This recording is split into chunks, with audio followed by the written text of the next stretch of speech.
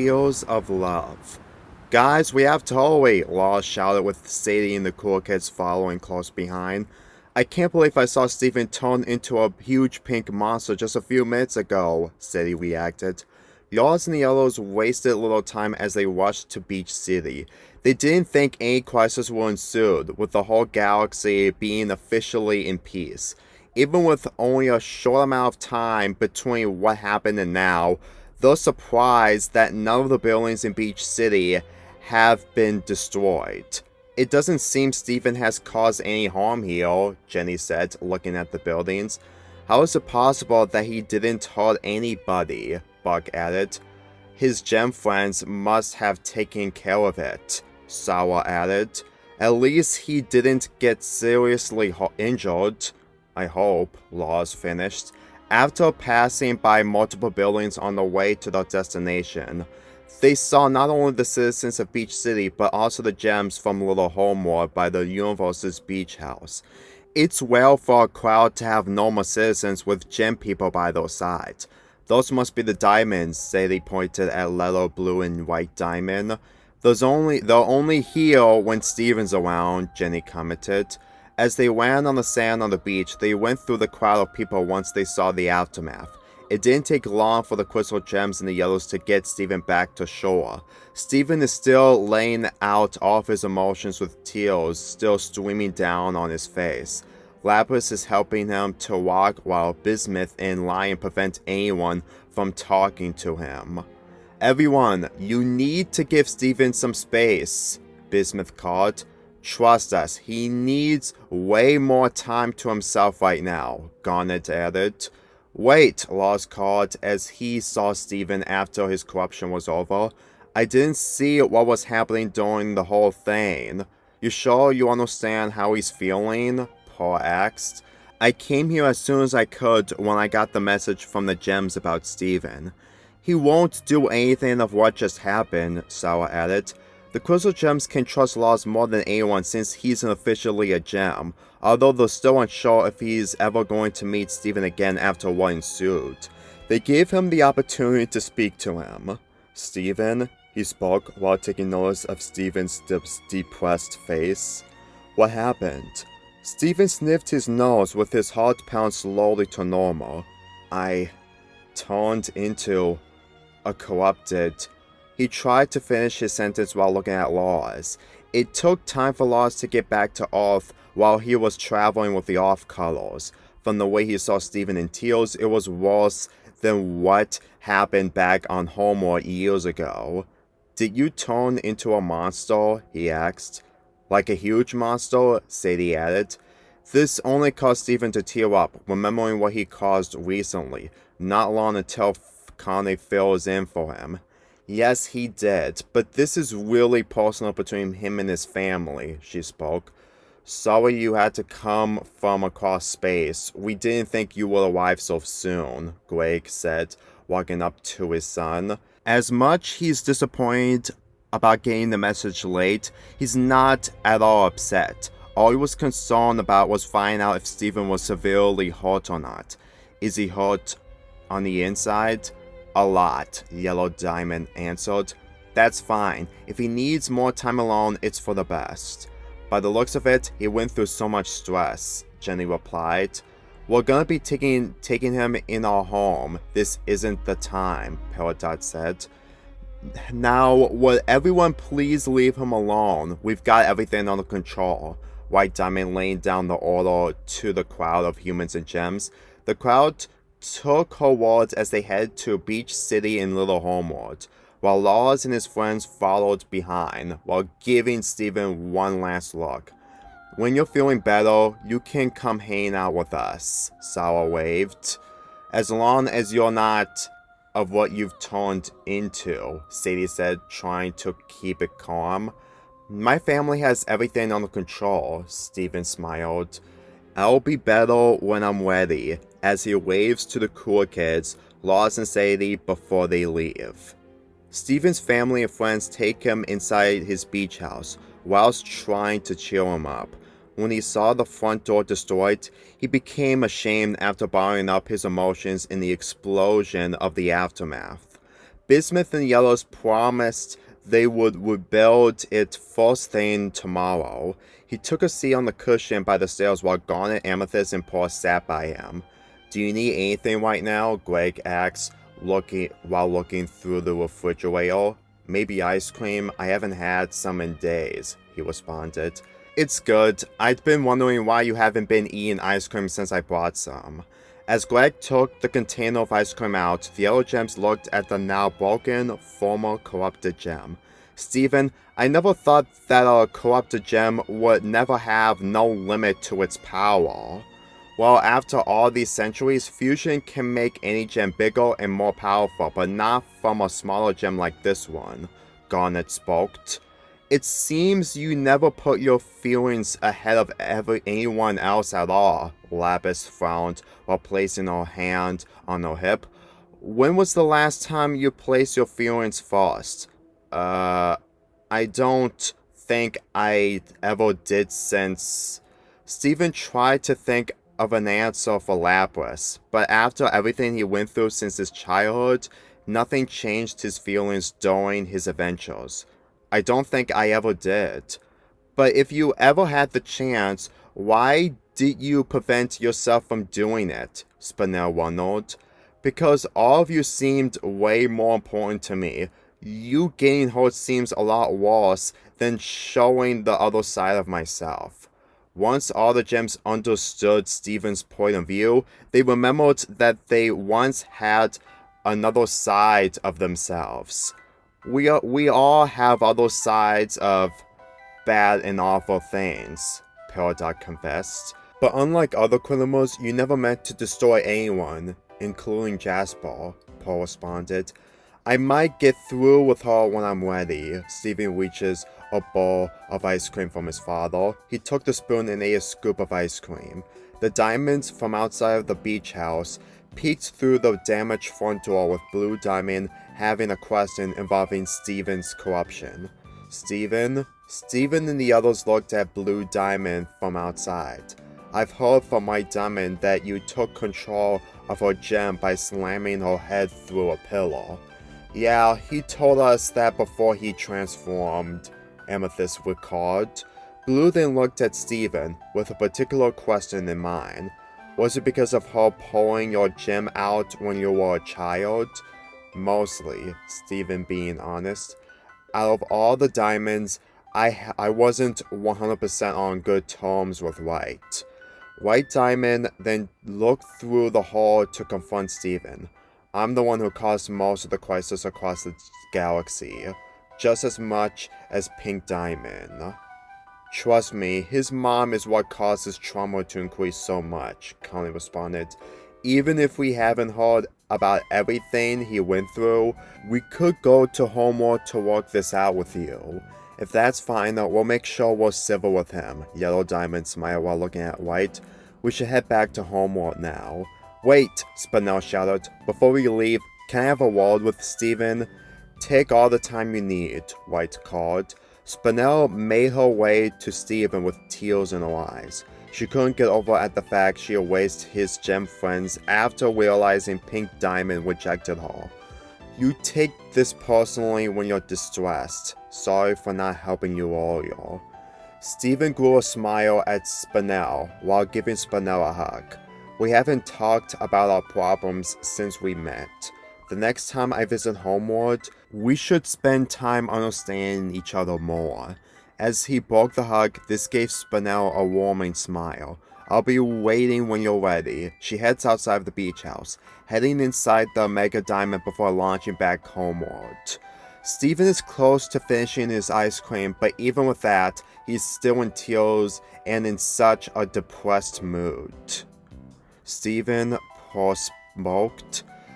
From what I saw, I thought you would have never turned back to your normal state. Yeah, when we hugged you, it was the only thing we had, and if it backfired, Lapis stopped herself until Peridot chimed in. We thought your corruption was permanent, and if we tried something else, you would have gotten worse on the inside, Bismuth finished. Steven looked at his hands after listening to his gem friends. He remembered what it's like when he became that monster that let out his dark side. It felt like his nightmare had come true, was too unstable to break, far worse than anything he went through during his whole life. If I really went through all that, not turning back could have been deadly, he spoke. When I said I'm a fraud and a monster, letting everything out from my gem, I thought everything I worked for disappeared. He began to cry again, slopping slightly from before, but not long until Garnet got up, leaned down in front of Stephen, and placed her hand on his cheek. Stephen looked at her straight in her eyes with a sweet smile. You deserve to be taken care of, even if you're moving on. We're not leaving you forever, she spoke with pure honesty. As long as we're close to each other, we will continue to support you after everything you did for us. And that's our gift to you. She wrapped her arms around Stephen with a hug full of warmth and love, just like before, only this time in her normal state. Stephen's heart slowly pounds at an increasing rate, allowing his emotions to come out with no shame or fear. He wrapped his arms around his caring mother figure, with all of his gem friends adoring it with support. Once all of this is behind us, you will be back to being the good you. And we will do everything to make it happen. Paul smiled as Stephen sniffed his nose. I know, he responded. For the next 10 minutes, all the gems head back to Little Homeworld, getting back to their job in helping other gems. Stephen decided to take the day off to rebuild his mental state until he begins his next step tomorrow. On the way up to his bedroom, Peridot and Connie follow from behind before they leave. They enter inside his bedroom while they see his sliding window, still cracked after the incident Stephen caused, but they ignore it to avoid setting Stephen's trauma off. As Stephen took the time to put on his pajamas, Peridot and Connie stay out of his room, trying not to peek at him. I got my pajamas on, you two can come in now, he called while taking deep breaths. It's actually a good thing to rest here instead of helping at Little Homeworld. It's fine, Stephen, Peridot smiled. We have enough gems for one day. And it's better for them to realize you're safe and sound, Connie added. Are you really that tired, though? Not really, but going somewhere won't make any difference to what I'm feeling, Stephen responded. I've been going from place to place, planet to planet, and it only made my situation worse and worse over time. As he slowly tucked into bed, Peridot walked up to him. Today was far from stable. Resting is all you need to start fresh until tomorrow, she said. Don't worry, Peridot, Stephen said, laying down on his bed. Tomorrow afternoon, I'll help you with the greenhouse incident. It may have caused a lot of destruction, but I can only hope it won't happen again. We can only hope, Peridot placed her hand on the bed. Every day in the future is always a new day to move forward. She then heads her way out of the bedroom before turning her head to Stephen. Make sure you're totally awesome in front of every gem. There will be no surprises, Stephen responded as the lime green gem left the bedroom, heading to the warpath back to Little Homeworld. Before Connie leaves to get back to do her final exams, there was one thing she wants to give to Stephen. Since the day he proposed to her despite being both underage, everything finally came to her. She sat down by Stephen on his mattress, with Stephen taking notice. Remember when you proposed to me a few days ago? She asked. Yes, Stephen felt ashamed of himself. I understand you wanted to have a better future, but it'll only make your situation worse. What do you mean by that? My mother wouldn't approve of the idea of being in the fusion of Stefani with you. Being a gem and going on an adventure is bizarre, but living in a normal life in a neighborhood isn't. Stephen had to face reality from what Connie is coming from. You're right, but I had an argument with my dad about being in the universe. I've never had a life like yours." Connie took a deep breath to understand what Steven was trying to say. "You didn't like the fact you spent most of your life handling the mess your mom caused?" All that Steven did was nod in response. "You need to understand that's completely ungrateful. If you really had a life similar to mine, it won't be convenient to overlook the negatives. I do understand when I met your parents for the first time. It's just I never saw so many families outside of the ones I've came across in Beach City. Do you have any idea how different my life is?" This causes Connie to remember the journey she went with Steven years ago. "Yes, and I enjoyed it, but from what I've learned after all this time, it's nearly impossible to overlook everything, especially when we head to a different planet."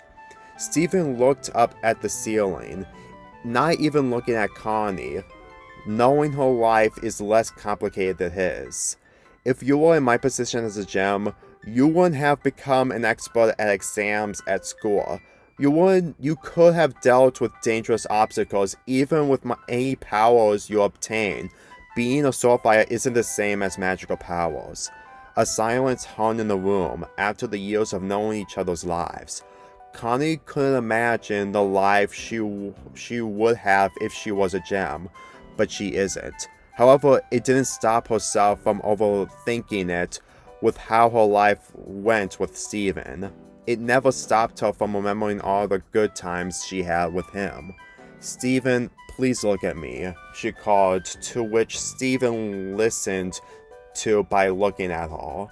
"If you were in my life while I was in yours, nothing would have changed." "Like everything?" Steven blinked.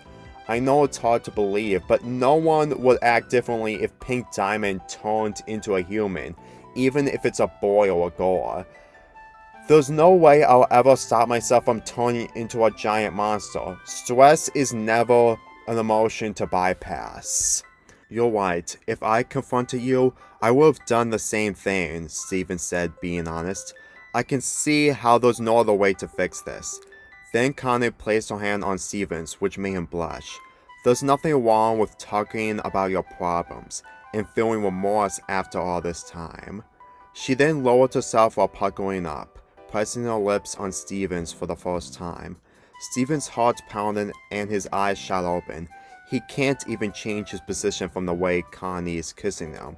But not soon after, he slowly melts into the kiss, with tears coming out from his eyes. He may have to wait until he and Connie get older to get married, but he knows it's really gonna happen when the time's right. After 15 seconds, Connie broke the kiss, while witnessing the tears from Steven. "Thanks, Connie. That felt beautiful." He blushed more. Connie gave Steven a heartwarming smile.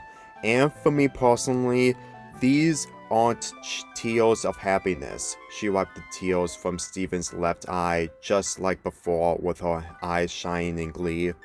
"They're tears of love." Upon hearing that, Steven continued to tear up, happy from what he heard from Connie. "When we get married for real, we'll have everything under control. We can work on it," Steven smiled. Connie then got off his mattress. "I'm gonna leave now. Text me on how you're doing in the morning." "No problem." Connie then heads out of Steven's bedroom, not long until she gets onto Lion by teleporting her back to her house. Steven covered himself with his blanket with a feeling he's thankful for. Today was an unbelievable day, but at the end of it all worked out with the gems, his father, the diamonds, and Connie forgiving him, and the kiss he received from Connie. There's always a light at the end of the tunnel. He wiped his tears with his finger. "I love my family and my life."